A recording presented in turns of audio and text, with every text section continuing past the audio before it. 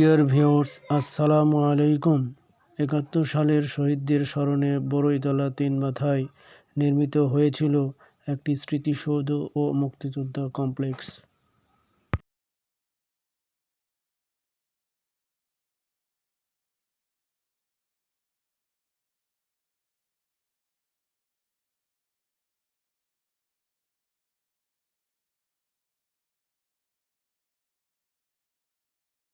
অত্যন্ত জ্ঞানগর্ভ এবং ইসলামের নসিহতপূর্ণ বক্তব্য। আপনাদের একটি বিষয়ে বলার জন্য আমি এখানে এসেছি।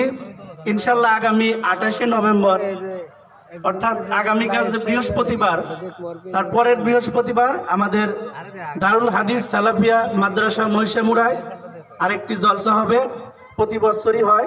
সেখানে উপস্থিত থাকবেন বাংলাদেশ জমিয়ত আহলে হাদিসের general secretary doctor Shahidullah Khan Madani এবং ডক্টর মঞ্জুরে ইলাহি। আপনাদেরকে সেখানে উপস্থিত হওয়ার জন্য আহ্বান জানাই এবং আজকে আমাদের প্রিয় শায়েখের বক্তব্য ইনশাআল্লাহ অত্যন্ত মনোযোগ দিয়ে শুনবেন এবং আমাদের বড়ইতলার একটি সুনামধন্য প্রতিষ্ঠান বড়ইতলা মডেল মাদ্রাসা এবছর আরও তার পরিধি আলহামদুলিল্লাহ বৃদ্ধি হয়েছে। আমাদের গ্রামের সর্বস্তরের মানুষ যে সিদ্ধান্ত নিয়েছেন, আমরা এই প্রতিষ্ঠানের সাথে ইনশাল্লাহ শুধু অর্থ দিয়ে না, মন মানসিকতা দিয়ে, ছাত্রছাত্রী দিয়ে এবং সকল প্রয়োজন ইনশাল্লাহ আমরা সামনে থাকব। এখান থেকে আমাদের ছেলে মেয়ে যেন দেশ বিদেশের বিভিন্ন গুরুত্বপূর্ণ স্থানে যেতে পারে, সেই বিষয়গুলো আমরা আশা করব।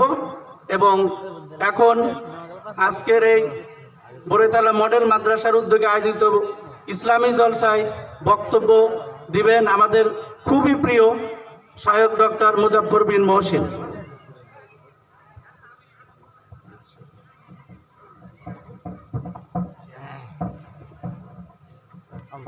জ্ঞান দেওয়া হতো। আজকে এই 60-এ মূর্তিও যেত, মাজারও যেত। বাংলাদেশে মাজার মূর্তি ভাঙ্গা হলো, এরা কি ইসলামের কারণে ভাঙছে? না। যদি ইসলামের কারণে ভাঙ্গে বলে তাহলে এরা তালেবানদের আকীদায় বিশ্বাসী। আহলে হাদিসরা তালেবানদের আকীদায় বিশ্বাস না, ওরা মূর্তি ভাঙ্গে আর মাজার পূজা করে। এ কি ইসলামী আকীদা না কুফরি আকীদা? তালেবানদের আকীদা হলে ওটা ইসলামী আকীদা না, ওটা কুফরি আকীদা। যদি মুজিবের মূর্তি ভাঙ্গা হয়, ওই চিন্তা করে মূর্তি থাকবে না একটাও, মাজার থাকবে, তাহলে এটা হলো কুফরি আকীদা। অথচ মূর্তি ভাঙ্গার আগে দরকার ছিল কি? মাজার ভাঙ্গা। কারণ মূর্তির কাছে কোনো টুপিয়ালে গিয়ে সেজদা দেয় না। আমার জানা নাই শেখ মুজিবুর রহমান সাহেবের মূর্তির কাছে গিয়ে কেউ সেজদা দেয়, আমার জানা না, থাকতে পারে। কিন্তু প্রতিদিন কোটি কোটি মানুষ মাজারে গিয়ে, শুধু পাগলা মসজিদে গিয়ে ৩-৪ মাস পরে সিন্দুক খুলে দেখছে ৫ কোটি টাকা। সব মুশরিক না? তারা যারা দান করতে মুশরিক না? কোটি কোটি টাকা সেখান থেকে পায়। কারা দান করে? মুসলমানের তো দান করে। এরা কি মুমিন না মুশরিক?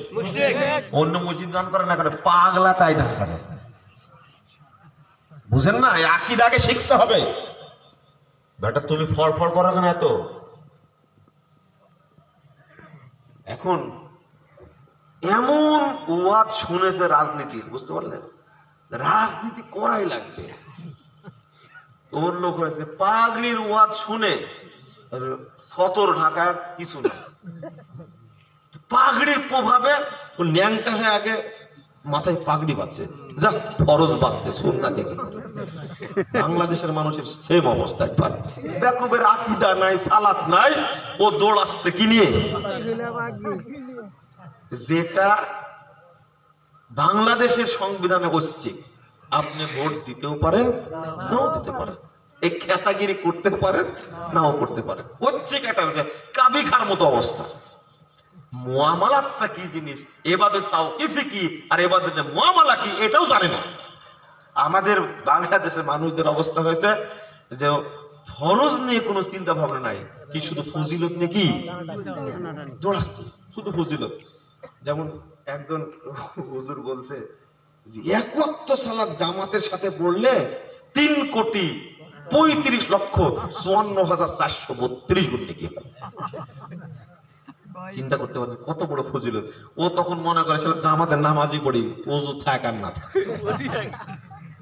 ওযু ছাড়া জামাতে পড়লে নামাজ হবে না। মনে করেন বিশাল জামাত হচ্ছে।